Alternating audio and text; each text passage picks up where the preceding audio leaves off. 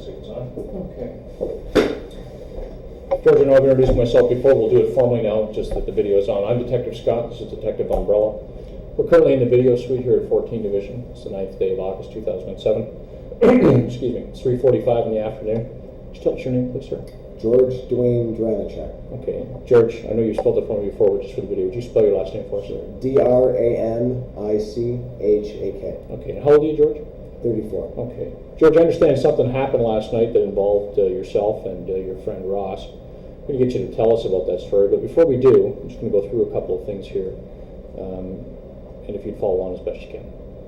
I'm going to ask that each of us acknowledge that you understand this statement is being videotaped and audio taped, and you consent to such a tape being made. Do you understand that this is being recorded? Yes. This statement will be taken under oath or solemn affirmation or solemn declaration and will be videotaped.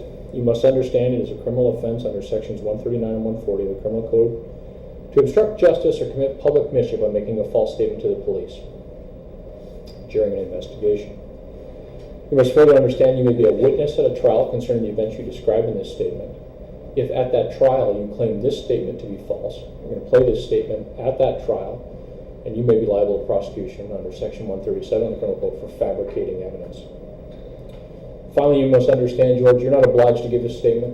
If anyone has by words or acts attempted to persuade you to provide it, disregard these words and acts. Only give the statement if you freely choose to do so. George, do you understand that this statement's being videotaped and audiotaped? Yes. Do you understand the criminal consequences of making a false statement to me? Yes. Do you understand that you have a right to choose whether or not to make the statement? Yes. Okay. George, at this point, I'm going to have our Commissioner of Oaths come in and swear you in much like she would at court. You can sit down. Oh, okay. My name is Mary Aldridge. I'm a Commissioner of Oath for the Toronto Police Service. As the police have explained to you, your statement to them is an important part of their investigation.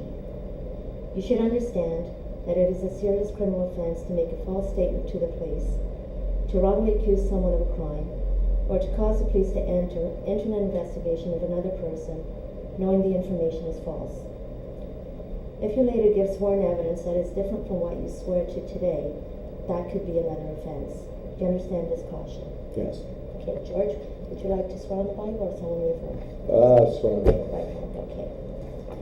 Do you, George Dranachek, swear that the evidence that you shall give on this investigation shall be the truth and nothing but the truth, so help you God? Yes. Okay, thank you. Thanks, Mary. Thanks.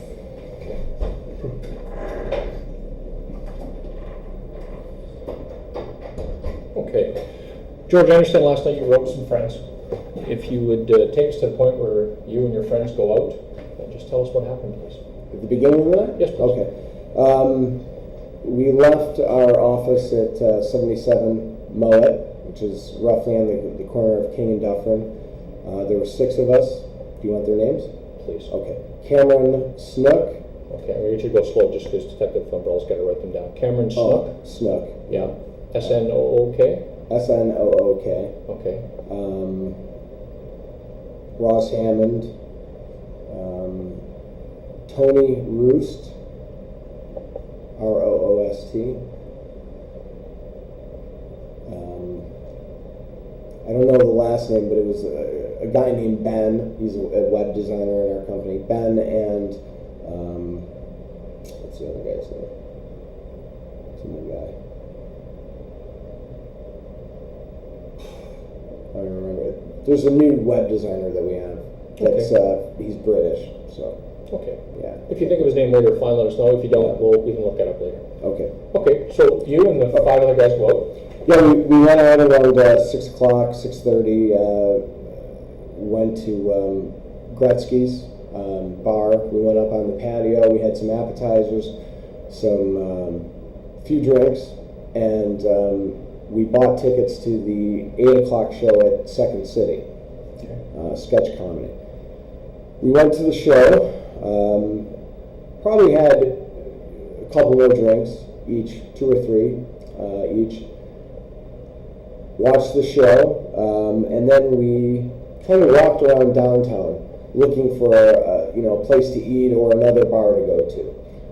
We walked by where Hooters is, that whole area. We went to a couple clubs that we weren't really dressed appropriately for. We ended up on, is that King?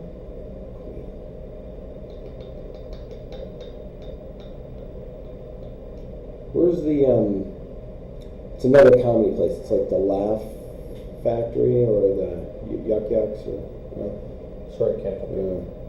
I don't know if I was on King or Queen. I get it confused a lot. But we ended up, I know where we were at. King, we ended up going to Sheila's Joe's on King and Bathurst. Is that right? Near Spadina, maybe? Is that near Spadina? It's right by the Wheat Chief and all that? Oh, that's Bathurst. Yeah, Bathurst. Okay, yeah. Yeah. King and Bathurst. We ended up there, and then we separated. Oh, right before we went there, we separated because a lot of the guys lived east. Me and Ross, I lived in Mississauga, and Ross was planning on spending the night with me, which he has in the past. You know, he lives out in St. Catharines, so we. It was just kind of a planned night, and we were either going to take a taxi home or crash at the office or just, kind of just play it by ear, I guess. So Tony, Ben, them four left, and me and Ross went to the Big Bop, is it, or what's that thing called? The Reverb. It's the upstairs, kind of a raver type thing, just to have a couple drinks. And this was probably maybe around 11 p.m. We stayed there for around an hour. There's a couple live bands. Ironically or coincidentally, there was a band from St. Catharines playing there that Ross was really good friends with. And it was just a complete fluke, and we had some drinks with the guys, and we watched their set. And that was about it. We left that club, I would say probably around midnight, maybe 12:15, around there. We were walking west, trying to find like another bar or a place to eat. We were just kind of walking off our buzz, I guess, just getting some fresh air. And we ended up walking by, I remember that TD, Canada Trust. Was it TD? There is one on Queen Street. Yeah, the one that we drove by, right? Okay, yeah. Okay, so there's a TD on Queen that we walked by, and a girl on a bike, a young girl on a bike, brown hair, kind of curlish, came up and was asking us for money. We told her no, whatever. She got a little snippy with us. We exchanged words. It got a little heated. We were calling them like squeegee kids or coke whores or something like that. It was something along those lines. It turned into this yelling match. Well, either her boyfriend or a friend, he was wearing like an oversized foam, hat, like a gangster. He's trying to be all hip hop or whatever. I think he was wearing some kind of jersey, maybe a basketball jersey or basketball shirt or some sports shirt. Kind of tall. They're like around 20 years old. I would say anywhere from 17 to 21 in that range. He came up to us and said, "Hey, what's going on?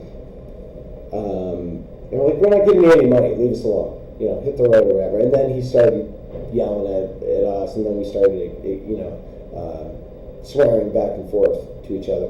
There was another guy that came up, and another girl. So I believe there was two girls. I can't remember if they were both on bikes or if one was on a bike and one wasn't on a bike. That's not clear. They could have been on both bikes, but I'm not 100% sure on that. But there was another younger guy. He could have been Indian, like Pakistani maybe, or Italian. He was kind of somewhat ethnic, darker skin, but not black or island or anything. And he got in my face pretty good. Like he kind of came up to me and wanted to fight. And the whole time,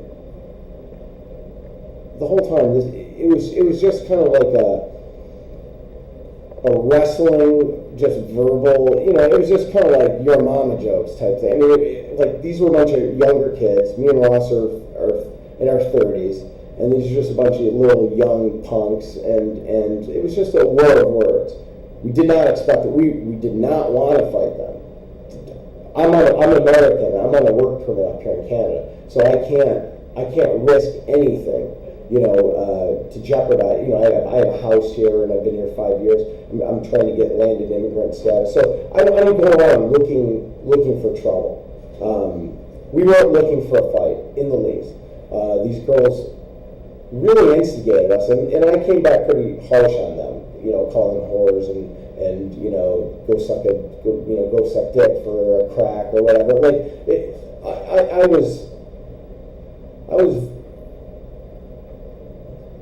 was verbally, going after her pretty good because they just wouldn't leave. We actually crossed the street going south, cross the street on Queen going south, just to get away from them. And I went up to the younger. Right before we crossed the street, I kind of went at the guy. I went at him like, "Come on," like this, and he ran away. So is this the Indian? Yeah. I was like, "Come on, you want to go back? You want to go?" And I was not planning on fighting him. It was just kind of like playing chicken, right? I was not. I probably had my hands in my pocket or whatever. I was just, come on, let's go. And he kind of ran away, and we were laughing about that, and Ross started, as we were crossing the street, there was one guy, I think he had short, I want to say curly-ish or thick, blondish hair, I believe. I don't know if he had a beard or not. Pale skin. And Ross didn't want to fight either. He was saying, listen guys, we don't want to, how did he say it? Listen, you don't know who you're messing with. You don't want to start something that you can't finish. And as we crossed the street, I proceeded to walk a little bit faster just to get away from it, because I was actually bored of the whole situation. There's a bunch of kids. It's not I don't get off picking on a bunch of kids, you know what I mean? It's just ridiculous. The whole thing's stupid. I don't like street people really. I don't like people that are into this whole hip hop culture and stuff like that. But I'd rather just get away from them. I was hungry, tired, and could have used another drink. You know what I mean? I was pretty much done with them, and so I proceeded to walk a little bit faster. And Ross is the type of guy that always has to have the last word. He's one of the best debaters I've ever met. He can argue any side of any argument, for hours, and it just becomes exhausting. It turns into this whole kind of a shtick with his personality. So I was walking away fast. I'm like, "Come on, Ross, let's go. Come on." And he was having a conversation with that guy, and I don't really know what was going on, but it was kind of like, "Listen, I don't want to fight you. Don't be stupid. This is dumb." But it was I will admit it. It was in kind of a taunting manner, like I'm the king of shit. Back off. Ross is, done a lot of fights, I guess, from what I've heard. Growing up in St. Catharines, he's a tough guy, but he's probably the most loyal person that I know, and he's a solid guy, a lot of honor. If I got in a car accident in the middle of the night, he would be the first one there. Like, he's just a reliable guy, and I honestly think that he didn't want to fight these guys, but he didn't. He also just didn't let it go.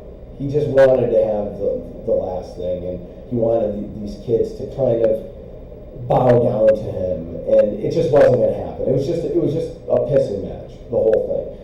So I proceeded to walk faster, and there was probably 5 storefronts distance. I'm trying to think of how many feet it would be, but I don't know. I'm going to say maybe 30 to 50 feet. He was away from me. I could see him. I couldn't really hear what he was saying. I mean, even though, like, when we were talking, it was kind of echoing and stuff, and there was a lot of people. It was kind of a show.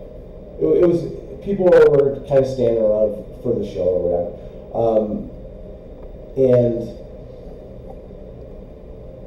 but I was done with it. I was done with it. I was getting ready to move on, and the girls, the 2 girls were the ones that really like got under our skin. And it was like we would never hit a girl ever. I mean, like even the girl. I think one of the girls kicked me in the head twice, and I don't even. I think I just kind of moved her out of the way. I don't even think I got really any punches in.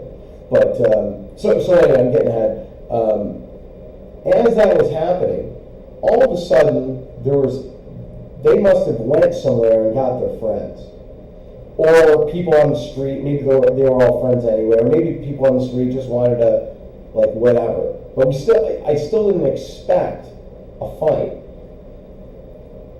I think three or four came up to me. The girl on the bike, they came over to me. The bike hit my knee. I don't know if she did it deliberately or what was going on. She probably did, but it really jacked my knee. Like it cranked it right in, and I immediately dropped. I was in a lot of pain. I saw like just this huge flash of pain. I mean, it was just really, really bad.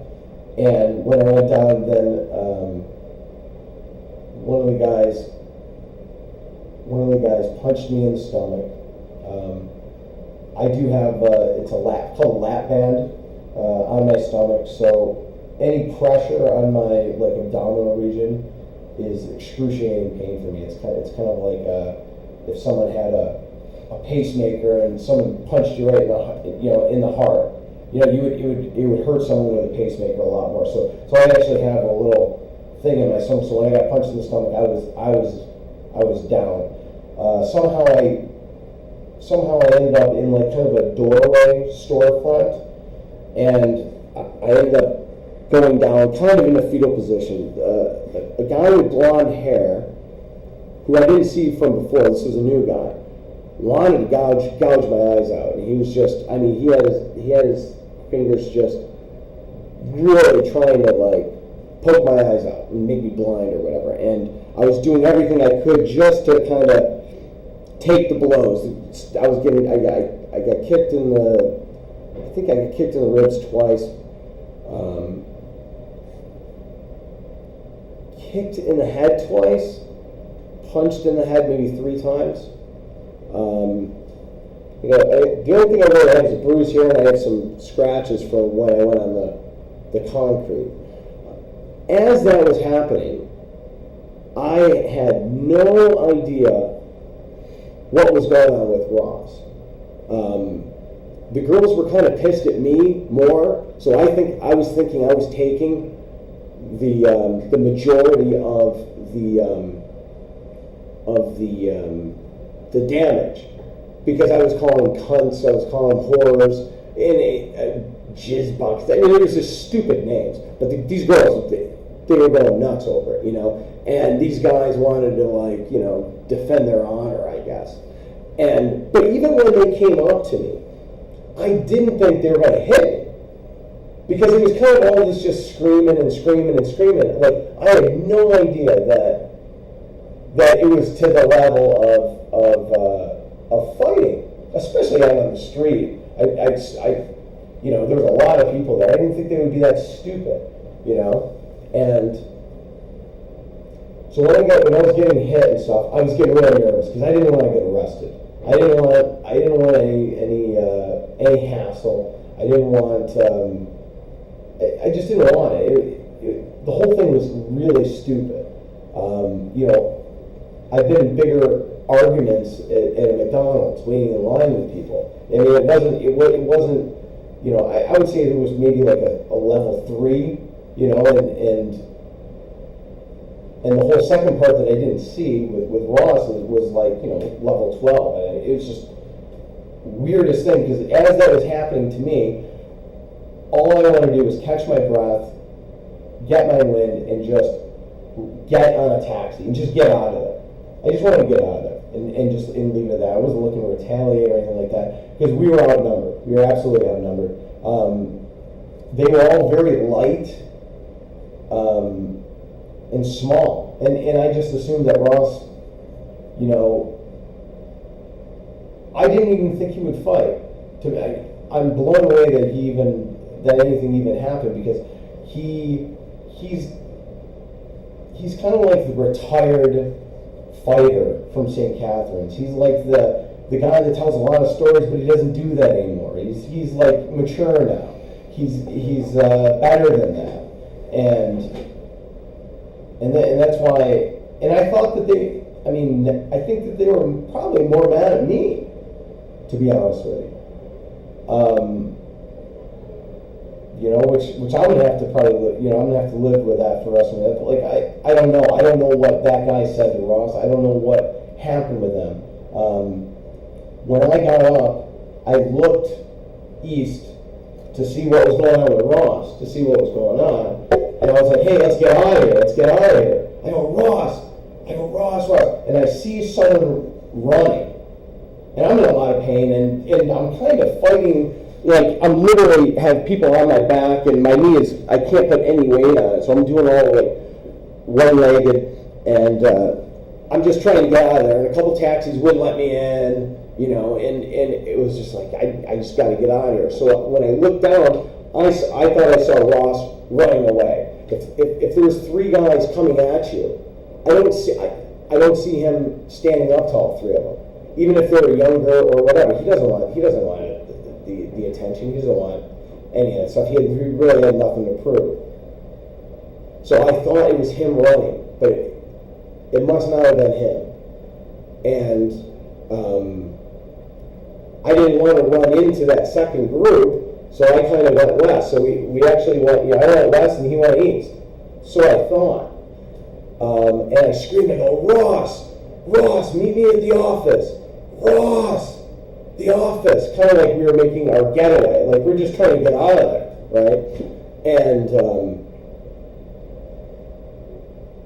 yeah, I thought I got the worst of it. I thought that you know, I thought I was going to be the joke, you know, that the girls were kicking me in the head and stuff like that. I mean, they got me good. They got me good, and I thought that was it. I went back.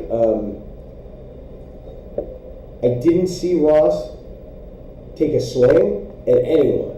I didn't see Ross touching anyone. I didn't see anyone touching Ross. I think the whole time that he got stabbed, I was on the ground. And it was probably for, it felt like, you know, it felt like 5 minutes, but it might have been 20 seconds. I don't know. You know, I think I took like 5-6 hits, you know, so maybe 30-45 seconds, the whole thing. It happened really fast. I mean, everyone says that, but it happened really fast. And my number one thing was to get out of there. I feel terrible that I didn't go and help him. There was nothing in my mind that said that this was going to be knives or guns or anything. Like it was just a bunch of squeegee kids. You know what I mean? That it wasn't at that level. And when I heard what happened, I'm absolutely blown away by that, because from my perspective. It wasn't even close to that. you know. And Ross wasn't really taunting him that much. He was kind of warning. It was like, you know who you're messing with. Don't be dumb. Don't be stupid. We're out of here. We're out of here. But he didn't let it go. You know, like if he would have just kept walking with me, it would have never happened. Like he just had to make his point, and you know.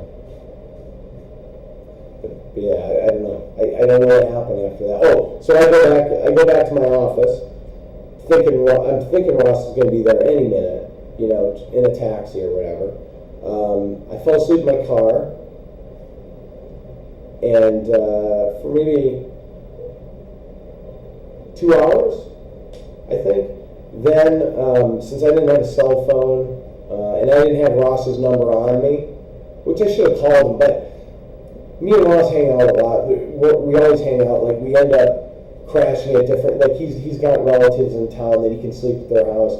He's got other people that, you know, he'll crash, and he sleeps in his car once in a while. Like, we're weekend warrior guys, you know. Like, we'll go out on a Tuesday night once a month and get plastered and sleep in the car and take a shower at the gym. It was no big deal. Like, there was no worry. I expect that was the reason I went into my office, and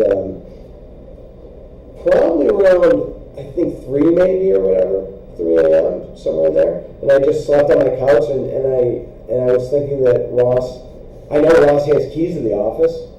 I thought he might be in there. I woke up around 8 a.m. and I could barely walk. I mean, I was dizzy. I was dry heaving. It felt like vertigo or a concussion. I mean, a lot of pain. My knees, a lot of pain. I went over to the roastery, which is on Liberty, I believe, or Dufferin. Well, anyway, it's a roastery. I went there. I called into work saying I'm not coming in. And my secretary said, Ross got in a car accident. I go, car accident? I go, he didn't drive. He wasn't going to drive drunk or whatever. Well, he got in an accident. You got to call Kara. And I mean, right about, this was like a migraine headache times like 10. I mean, I was literally dry heaving, and the sun was bothering me, and noises, and I was just, and hungover also. And I slept in my car in the parking lot for maybe another 2 hours. I got to my house in Mississauga around 11 a.m., I believe, somewhere in there, 10:30, maybe 10:30, 11, and then I found out what happened. And I almost don't even believe it, because it's unbelievable, this whole thing, how it got to that. So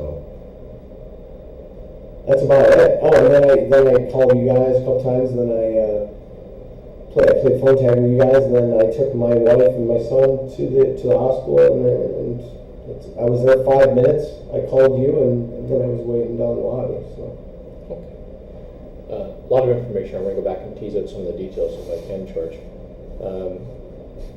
Let's start with the beginning of the evening. What do you drink?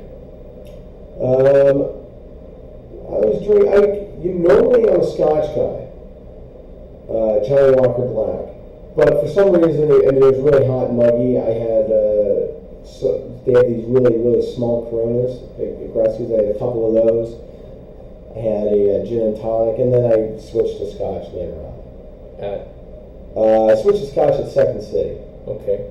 I had 2 drinks there, and 2 doubles there, and 1 double at the Reverb or whatever, the Big Bob. Okay. So how many drinks total did I have? I can add them up. Don't worry. It's okay. Oh, well, I mean, okay. For you, is that a lot? A little? Average? Over that time span? Over that time span, and I did eat. I ate some chips, and if I don't eat, that's a lot, and I get kind of whatever. If I had a hamburger, I had some nachos, and I was kind of snacking through the whole thing. I was pacing myself because I was with a lot of my employees, and I didn't want, like, Ross is kind of my right hand guy, but the web designers and things like that. I bought tickets to Second City for him. Like I kind of treated a lot of the, I treated the Gretzky's, I treated the Second City and stuff. It was just a nice, a lot of my designer guys, they don't make a lot of money. So I was trying to be very composed, So I would say I was good. I mean, I was good. I wasn't good to drive. I was not good to drive, but you know what? I could shoot pool. I could have normal conversations.